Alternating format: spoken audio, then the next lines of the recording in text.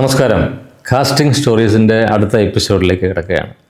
Johnny വാക്കറിലെ തന്നെ മറ്റൊരു കഥാപാത്രം കുട്ടപ്പായി. ഓർക്കുന്നുണ്ടല്ലോ, ജോണി വാക്കർ കണ്ടവർക്കറിയാം. കുട്ടപ്പായി കോളേജിലേക്ക് ആ സൂട്ട് കേസുമായിട്ട് വരുന്നൊരു രംഗമുണ്ട്. അത് പലപ്പോഴും ഇപ്പം റീലായിട്ടൊക്കെ ഇങ്ങനെ വരാറുണ്ട്. ഈ ജോണി വാക്കർ കോളേജിൽ പഠിച്ചുകൊണ്ടിരിക്കുന്ന ക്ലാസ് റൂമിലേക്ക് ഒരു വെള്ളമുണ്ടും മടക്കി കുത്തി കയ്യിലൊരു സൂട്ട് കേസുമായിട്ട് കുട്ടപ്പായി കയറിയിട്ട്, അച്ചായോ ഇതെന്നാ പണിയാ എന്ന് ചോദിച്ച് വരുന്ന ആ ഒരു കൊച്ചുകുട്ടി എന്ന് വേണമെങ്കിൽ പറയാം. ഉത്തരവാദിത്തമുള്ള കാർന്നവരായിട്ടുള്ള കൊച്ചുകുട്ടി കുട്ടപ്പായി. അവൻ എവിടെ? കുട്ടപ്പായി എവിടെയെന്ന് പലപ്പോഴും എല്ലാവരും ചോദിക്കാറുണ്ട്. കുട്ടപ്പായി എങ്ങനെയാണ് കണ്ടുമുട്ടിയത്? അതാണ് ഏറ്റവും വലിയ അത്ഭുതം. ഞങ്ങൾ ഈ തിരക്കഥ പൂർത്തിയാക്കി ഞാനും രഞ്ജിത്തും ഇതിൻ്റെ ഷൂട്ടിങ്ങിനെ കുറിച്ചൊക്കെ ചിന്തിച്ചിരിക്കുന്ന സമയത്ത് ഒരു ദിവസം നീലഗിരി എന്ന സിനിമയുടെ ഷൂട്ടിംഗ് നടക്കുകയാണ് ഊട്ടിയിൽ. IVCC സംവിധാനം ചെയ്യുന്ന നീലഗിരി. അതിൽ മമ്മൂക്ക അഭിനയിക്കുന്നുണ്ട്. രഞ്ജിത്ത് അവിടെ ആ ലൊക്കേഷൻ രഞ്ജിത്തിൻ്റെയാണ് സ്ക്രിപ്റ്റ്. അപ്പോൾ രഞ്ജു പറഞ്ഞു, നീ അങ്ങോട്ട് വാ, നമുക്കവിടെ കൂടുതൽ ഇംപ്രവൈസ് ചെയ്യാനായിട്ട് സംസാരിക്കാനായിട്ട് പറ്റും. അങ്ങനെ ഞാൻ അവിടെ ചെല്ലുന്നു. അവിടെ ചെല്ലുമ്പോൾ മമ്മൂക്കയുടെ ഷൂട്ട് സോങ്ങിൻ്റെ സിറ്റുവേഷനാണ്. അന്ന് കീരവാണിയാണ് മ്യൂസിക് ഡയറക്ടർ. ഓസ്കാർ വിന്നർ കീരവാണിയുടെയാണ് മ്യൂസിക്. അവിടെ പാട്ട് ചിത്രീകരിച്ചുകൊണ്ടിരിക്കുന്നു. അപ്പം മമ്മൂക്ക പെട്ടെന്ന് തന്നെ വിളിച്ചോടാ, നിനക്ക് കുട്ടപ്പായ വേണ്ടേ, ഇതാ നോക്ക്. അങ്ങനെ മമ്മൂക്ക കാണിച്ചു തരികയാണ്. കാരണം ആ ഡാൻസ് ഗ്രൂപ്പിൽ വന്നിട്ടുള്ള ഒരു പയ്യൻ കറക്റ്റ് കുട്ടപ്പായി, ആ കഥാപാത്രം തന്നെ. അവൻ ചിരിച്ചുകൊണ്ട് ഓടി വന്നു, എന്നെ സാർ, എന്നെ വേണം സാർ, എടാ നിന്നെ ഞങ്ങൾ അടുത്ത പടത്തിലോട്ട് എടുക്കാൻ പോവാം, ரொம்ப നന്ദി സാർ എന്ന് പറഞ്ഞാൽ അവൻ ഭയങ്കര ചടുലമാണ് അവൻ്റെ എക്സ്പ്രഷൻസൊക്കെ.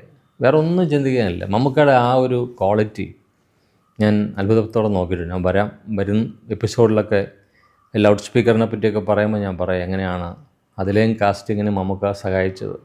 കാരണം നമ്മളൊരു കഥ പറയുമ്പോൾ അല്ലെങ്കിൽ ഒരു കഥാപാത്രം പറയുമ്പോൾ മമ്മൂട്ടി അത് ഉൾക്കൊണ്ടിട്ട് നമ്മൾ പുറമേ അദ്ദേഹം ഇങ്ങനെ അതിനെക്കുറിച്ച് ചിന്തിക്കുന്നുണ്ടെന്ന് തോന്നില്ല. പക്ഷേ അദ്ദേഹത്തിൻ്റെ യാത്രകളിലൊക്കെ എവിടെയൊക്കെയോ അതിൻ്റെ കൂടെ അഭിനയിക്കുന്നവരാരൊക്കെ ആയിരിക്കണം, അല്ലെങ്കിൽ അങ്ങനെയുള്ള ഒരുപാട് കാര്യങ്ങൾ ശ്രദ്ധാലുവാണ്. നമ്മൾ പിന്നീടാണ് മനസ്സിലാക്കുന്നത്.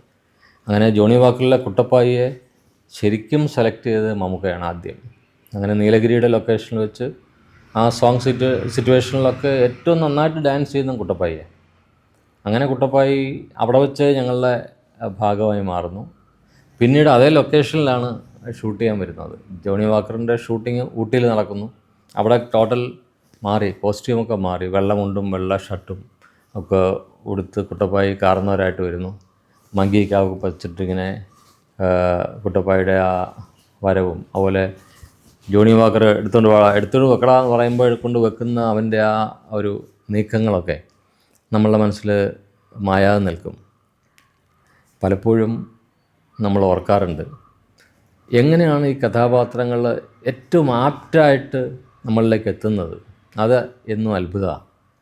ഇപ്പോൾ പലരും ചോദിക്കും, എവിടെയാണ് കുട്ടപ്പായി? അവനെ കണ്ടിട്ട് എൻ്റെ മനസ്സിൽ ഇപ്പോഴും കുട്ടപ്പായി ആ ചെറിയ കുട്ടി തന്നെയാണ്. പലരും ചോദിക്കും, ജോണി വാക്കർ സെക്കൻഡ് പാർട്ട് എടുക്കുന്നുണ്ടോ എന്നൊക്കെ ചോദിക്കുന്നുണ്ട്. എടുക്കണം, കുട്ടപ്പായിയുടെ കഥ തന്നെ എടുക്കണം എന്നൊക്കെ തോന്നാറുണ്ട് മനസ്സിൽ. പക്ഷേ കുട്ടപ്പായി ഇനി എങ്ങനെ നമുക്ക് കണ്ടെത്താം? അവൻ്റെ രൂപം എന്താണ്?